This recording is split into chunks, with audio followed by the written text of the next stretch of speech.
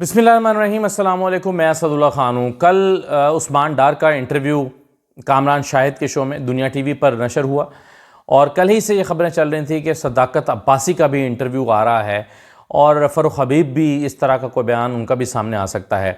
अब आज हुआ यह है कि सदाकत अब्बासी का एक इंटरव्यू रिकॉर्ड हुआ और वो इंटरव्यू फिर नहीं चला। इंटरव्यू रिकॉर्ड कैसे हुआ, कहाँ रिकॉर्ड हुआ, किसने किया, कैसे किया और उसके अलावा इंटरव्यू क्यों नहीं चला, ये कहानी ज़रा मैं आपके साथ शेयर करता हूँ और उसके बाद फिर हम कुछ और चीज़ों पर आते हैं।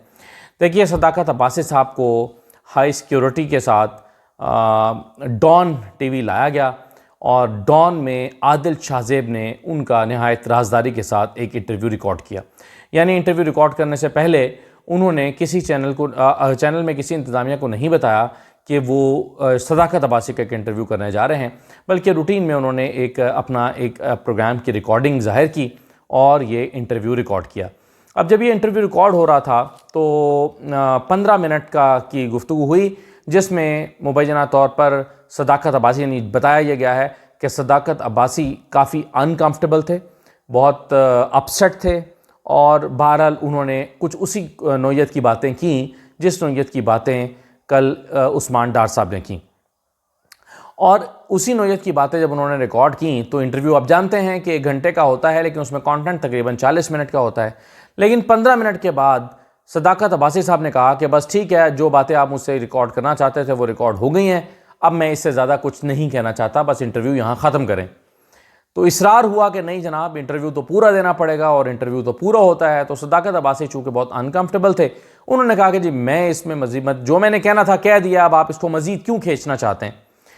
इस इंटरव्यू के दौरान ये भी हुआ कि एक जगह पर रोक कर लग रहा था कि वो अपसेट हैं, वो परेशान हैं, या उनका सदाकत अब्बासी साहब का चेहरा जो है वो बहुत ही डल लग रहा था।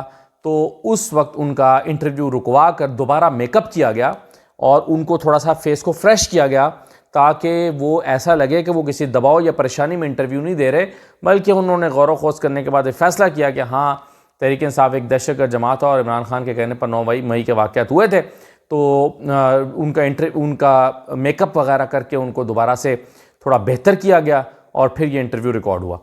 अब ये इंटरव्यू रिकॉर्ड हुआ, मतलब जब ये शोर मच गया कि भाई अब वो कहने लगे कि जी मैं तो मज़ीद इंटरव्यू नहीं देना चाहता क्योंकि जो मैंने कहना था वो कह दिया। तो फिर एंकर उनके पर्सनल प्रोफाइल पर चले गए कि आप अच्छा पहले क्या करते थे, पहले सियासत में आने से पहले क्या करते थे, पढ़ाते थे, क्या होता था। जैसे कल थोड़ा बहुत उन्होंने भी टच किया था, कामरान ने भी, और पूछा था कि एक पॉलिटिशियन की ज़िंदगी और एक कारोबारी शख्स की ज़िंदगी कैसी है, और सियासत में आने से पहले एक आप बिजनेसमैन थे और ये था और वो था, इस तरह की चीज़ें। तुम्हारा इंटरव्यू रिकॉर्ड हो गया।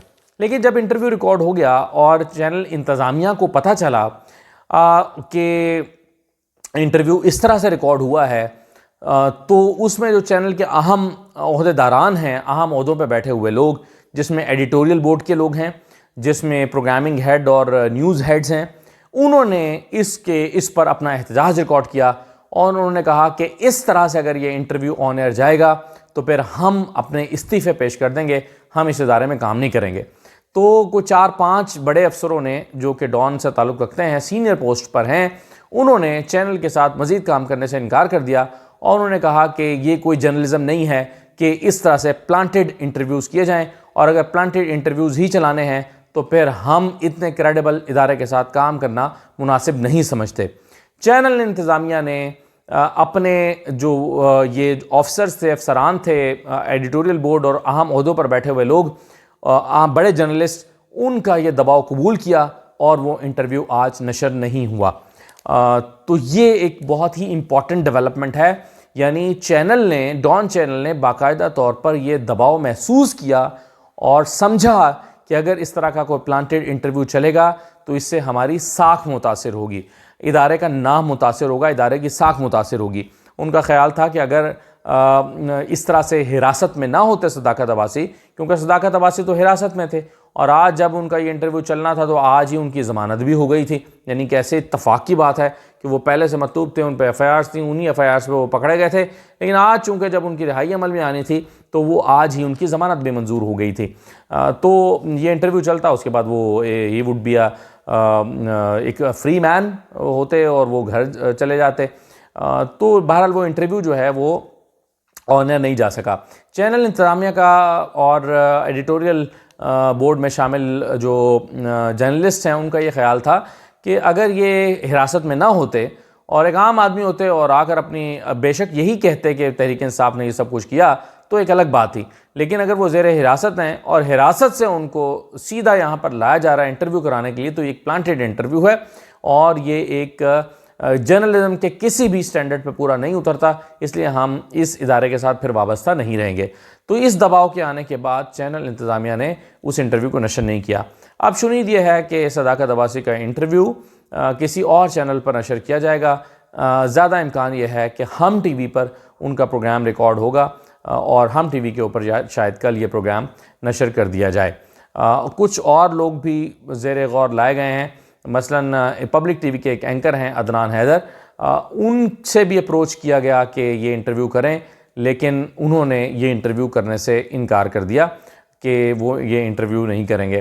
तो बहरहाल और भी लोगों से को अप्रोच किया गया। तो अब जो भी चैनल ये इंटरव्यू चलाएगा, बहरहाल डॉन के स्टेप लेने के बाद वो चैनल दबाव में तो ज़रूर आएगा और उस पर तनकीद भी होगी कि आपने प्लांटेड इंटरव्यू क्यों किया। कल कामरान शाहिद पर तो जो तनकीद हुई सो हुई, चैनल को बहरहाल मैंने नहीं देखा कि ट्रोल किया गया हो, लेकिन आज डॉन के स्टेप लेने के बाद जो भी अब ये इंटरव्यू इस तरह का प्लांटेड इंटरव्यू चलाएगा उसके ऊपर मज़ीद एक अवामी प्रेशर तो बहरहाल ज़रूर आएगा कि उसने एक जर्नलिस्टिक नॉर्म्स का ख्याल ना रखते हुए ये इंटरव्यू जो है वो कंडक्ट किया और उसको ऑन एयर भी किया।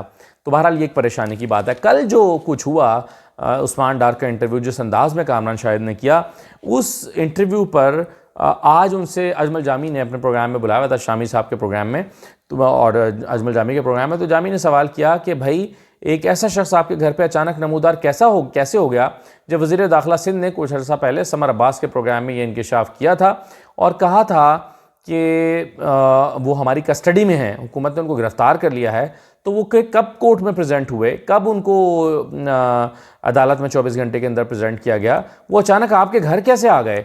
तो उसके बाद बड़ा ही दिलचस्प जवाब दिया कामरान शाहिद ने, जो शायद कोई भी तवक्को नहीं कर रहा होगा कि एक जर्नलिस्ट इस तरह का जवाब भी दे सकता है। कामरान शाहिद का नुक्ता नज़र बहुत ही हैरानकुन था। उन्होंने कहा कि जब कोई शख्स इंटरव्यू दे दे तो उसके बाद उसको कोई सज़ा देने या उसको अदालतों में प्रेजेंट करने की ज़रूरत ही नहीं रहती। सुने कामरान शाहिद ने क्या कहा है, सुनिए ज़रा। अगर एक बंदा कोर्ट्स को मतलूब हो, वो पुलिस को मतलूब हो और वो मुझे इंटरव्यू दे दे, तो फिर तो कोई रीजन नहीं बनता ना कि वो उसके बाद भी वो कस्टडी में किसी की रहे, किसी की भी कस्टडी हो। तो by the worry step that he has taken कि वो इंटरव्यू दे रहे हैं, वो आज़ाद है। जब वो इंटरव्यू दे रहे हैं तो वो आज़ाद है। अगर वो किसी की भी कस्टडी में है और उसने इंटरव्यू दे दिया है तो फिर उनका किसी की कस्टडी में रहने का कोई जवाज़ नहीं बनता। मतलब ये क्या लॉजिक है भाई। उस्मान डार एक मुजरिम था, तभी तो उसके घर पर बार बार हमले हो रहे थे, बार बार उसके घर पर रेड हो रही थी। हमले ना कहिए चले, रेड हो रही थी। उनकी वालदा को ज़दोकोब किया गया था, उनकी फैमिली को ज़दोकोब किया गया था, और ऐसी सूरत में कि वो घर से में दस्तयाब नहीं थी, उनके घर में तोड़ फोड़ की गई थी।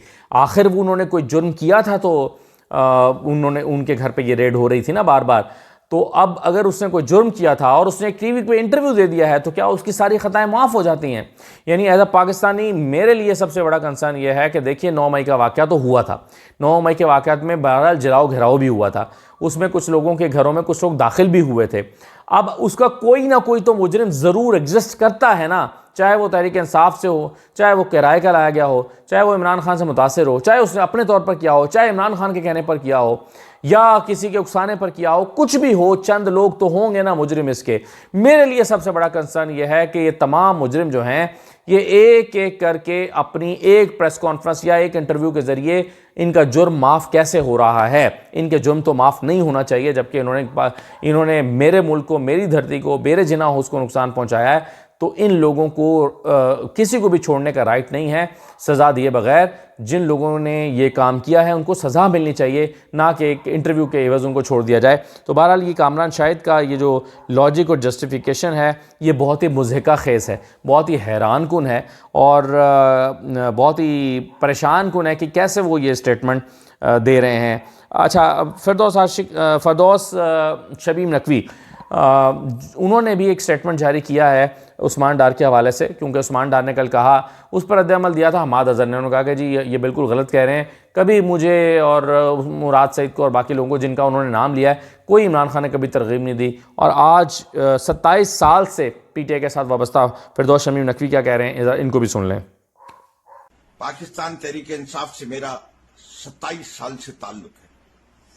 आज उस्मान डार की वीडियो देखने के बाद हिफ्ज़ मा तक़द्दुम के तौर पे मैं उस किताब पे हल्फ ले रहा हूं जिस पे हर मुसलमान यकीन रखता है, और मैं भी उस पे यकीन रखते हुए ये हल्फ लेता हूं कि आज मैं अपने होश और आवाज के साथ कह रहा हूं कि मैं पाकिस्तान तहरीक इंसाफ रोज़ अव्वल से मुंसलिक रहा हूं, 27 साल से मुंसलिक रहा हूं।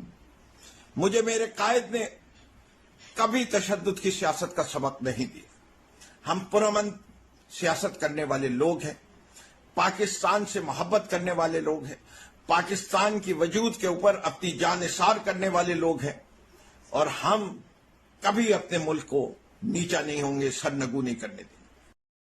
ये फरदौस शमीम नकवी, और आगे जाकर उन्होंने वीडियो ज़ाहिर है वो लंबी हो जाती, लेकिन उसमें उन्होंने ये भी कहा, उन्होंने कहा कि इसके बावजूद अगर मेरा कभी कोई ऐसा स्टेटमेंट आए जैसा उस्मान डार का आएगा तो फिर समझ लीजिएगा मेरी कोई मजबूरी होगी। उन्होंने कहा कि मेरी मजबूरी करप्शन नहीं होगी, मेरी कोई मॉरल जो कोई रीज़न भी नहीं होगी, मेरी कोई वीडियो भी किसी के पास नहीं है, ना कोई ऐसी वीडियो एग्जिस्ट करती है। इसके बावजूद अगर मेरा कोई ऐसा बयान आ जाए जो उस्मान डार का, तो फिर समझ लीजिएगा कि मेरी कोई ना कोई कमज़ोरी रही होगी, या मेरा मजबूरी, कमज़ोरी नहीं, मेरी कोई मजबूरी होगी जिसकी वजह से मैं ये दे रहा हूँ। और ज़ाहिर है कुछ लोगों की मजबूरी उनकी माँ होती है, कुछ की उसकी औलाद होती है, कुछ की उसका कारोबार होता है, और उस्मान डार के साथ भी यही मसला था और उन्होंने ये स्टेटमेंट दिया है। तो ये बहरहाल फरदौस शमीम नकवी हैं। अब आ जाइए ज़रा आखिरी बात की तरफ, बल्कि दो बातें हैं। इससे पहले कि मैं इन दोनों चीज़ों की तरफ बढ़ूँ, फैसल वाडा का दावा और शहबाज शरीफ साहब ने जो कुछ फरमाया है, मैं भूल जाता हूँ बार बार कहना, लेकिन चलिए जब भी याद आ जाए, जब मैं कहता हूँ तो मैं उसका रिज़ल्ट देखता हूँ, लेकिन जब मैं कहना भूल जाता हूँ तो फिर सब्सक्राइबर्स की तादाद फिर कम, यानी उस बढ़ने की तादाद फिर बहुत स्लो हो जाती है। तो रिक्वेस्ट ये करनी थी आपसे कि ज़रा चैनल को सब्सक्राइब कर लें, जो लोग सुन रहे हैं, रेगुलर सुनते हैं, वो बटन दबा लें ताकि आपको नोटिफिकेशन मिलता रहे। अच्छा, अब आ जाइए, हाँ ज़ाहिर है बेल का बटन दबाएंगे तो मिलेगा नोटिफिकेशन। अब आ जाएँ ज़रा इस पर शहबाज शरीफ साहब ने बड़ी दिलचस्प ट्वीट की है। आज किस्सा ख़त्म हो गया था उनका, जो कल उनके साथ हुआ उनके हलके में, क्या हुआ था वो ज़रा सुन लें, एक छोटा सा क्लिप देख लें, फिर मैं इस पर आज उनकी ट्वीट आपके सामने रखता हूँ। सुनिए ज़रा।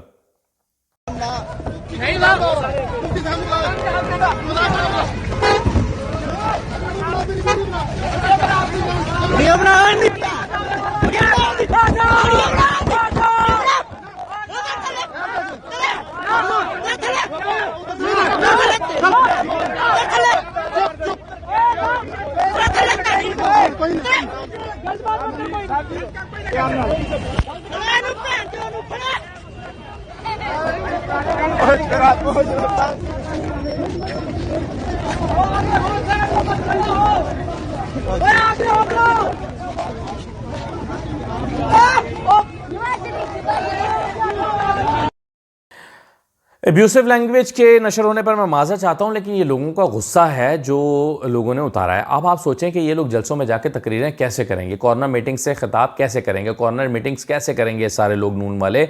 मैं तो इस बात पर बहुत परेशान हूँ, यानी तहरीक इंसाफ को कैंपेन करने की इजाज़त नहीं है और नून लीग को कैंपेन लोग नहीं करने दे रहे, तो शहबाज शरीफ साहब और बाकी लोग, मरीम नवाज़, ये लोग कैसे जाएंगे पब्लिक में, जाकर कैसे कैंपेन करेंगे, कैसे डोर टू डोर जाके अपने वोट मांगेंगे और किस तरह से जाएंगे। और इतने जिस गुस्से का इजहार लोग कर रहे हैं और जिस अंदाज में रिस्पॉन्ड कर रहे हैं, इसे लगता है कि वो बहुत नाराज़ हैं, आपका वोटर बहुत नाराज़ है। आज शहबाज शरीफ साहब ने जो इस पर ट्वीट किया वो बहुत मज़ाहिया ट्वीट है। वो कहते हैं, कल मैंने अपने कौमी असम्बली के हल्के में अवामी राब्ता मुहिम का आगाज़ किया। इस कैंपेन का मकसद सिर्फ अपना एजेंडा आवाम के सामने रखना ही नहीं, बल्कि उनकी बातें और तजावीज़ सुनकर उनसे सीखना और मसाइल का हल तलाश करना भी है। कल मेरे हलके में कुछ लोगों ने मेरी गाड़ी रोक कर अपने मसाइल बयान किए। गाड़ी रोक कर लोगों ने गालियां दी, मसाइल नहीं बयान किए। लेकिन शहबाज शरीफ कहते हैं कि गाड़ियां रोक कर लोगों ने अपने मसाइल बयान किए। आज मैंने उनके नुमाइंदों को मदऊ किया, उनके इलाके के मसले को सुना और उनके हल की यकीन करवाई। मेरे नज़दीक सियासत एक इबादत है और ये इबादत खल्क़े खुदा की खदमत करके ही की जा सकती है। अब ये हैं शहबाज शरीफ साहब जिन्होंने कल के उसको, यानी एक तो उन्होंने ज़ाहिर है इसका इतना दबाव महसूस किया तो तभी तो उन्होंने ये वजाहत की, और वजाहत करके वो कह रहे हैं मेरी गाड़ी रोक कर अपने मसाइल बयान किए। तो ये बहुत हैरान कुन है शहबाज शरीफ साहब का दावा। आखिरी बात ये आ जाइए ज़रा, फैसल वोडा साहब ने कहा है, उन्होंने कहा कि जी जनाब इस मरतबा ये सियासी जमातें ये सब फेल हो गई हैं, सियासतदान फेल हो गए हैं, इस मरतबा आज़ाद लोग आएंगे, इलेक्शन लड़ेंगे, जीतेंगे और आज़ाद लोग हुकूमत साजी में अपना किरदार अदा करेंगे। इस मरतबा आज़ाद लोगों का रोल बड़ा अहम होगा। फैसल वोडा साहब पता नहीं किस दुनिया में रहते हैं, जो वो अपने इर्द गिर्द मंसूबे सुनते हैं वो आके हमें सुना देते हैं, जो वो देखते हैं कि उधर प्लानिंग हो रही है या उनको बताई जा रही है वो आके इधर सुना देते हैं। तो फैसल वोडा साहब हल्के बताएं, हल्के मेरे साथ बैठ जाएं, ज़रा पंजाब के हलकों पे, सिंध के हलकों पे बात कर लें, मुझे हल्के बताएं कि कहाँ से आज़ाद उम्मीदवार जीत रहा है।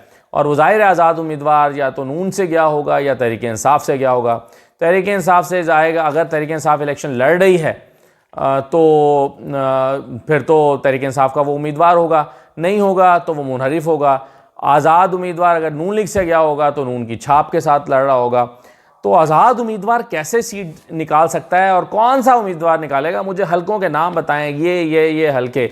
मैं बड़े गौर भी करूं तो मुझे पूरे पंजाब में 15 के करीब ऐसे 10-15 हलके ऐसे नज़र आते हैं ज़्यादा से ज़्यादा जहां पर आज़ाद उम्मीदवार जीत कर आ जाएंगे।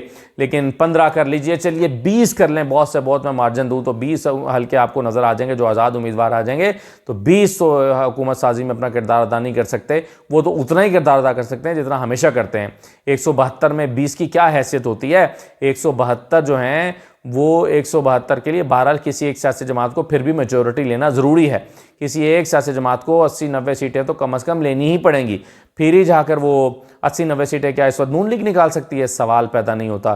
क्या पीपल्स पार्टी निकाल सकती है पंजाब में? तो पंजाब जब तक उनके साथ शामिल नहीं होगा सवाल ही पैदा नहीं होता। तो ये जो उन्होंने दावा किया है, तो मैं फिर कहूँगा कि फैसल वोडा साहब हल्के बताएँ, कौन से हल्के हैं और कौन सा हल्का है जहाँ से आप आज़ाद उम्मीदवारों को, मुझे नंबर्स बता दें। और दूसरी बात यह है कि ये आज़ाद उम्मीदवार जीत भी जाएंगे तो भाई जाएंगे तो किसी पार्टी में ही ना, किसी पार्टी के साथ ही जाकर हुकूमत बनाएंगे, यानी कि पार्टी का प्लेटफॉर्म होगा, पार्टी का वज़ीर आज़म होता है, आज़ादों का वज़ीर आज़म नहीं होता।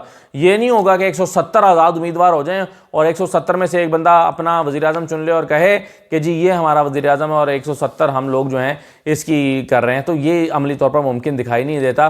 तो पता नहीं किस जन्नत में रहते हैं फैसल वोडा साहब, जो कुछ पेपर पे होता हुआ देखते हैं वो आके हमें सुना देते हैं। तो ये बड़ी हैरान कुन बात है जो कि फैसल वोडा साहब हमें समझाने की कोशिश कर रहे हैं। तो ये थी जी कुछ चीज़ें। इजाज़त दीजिए, अल्लाह हाफ़िज़।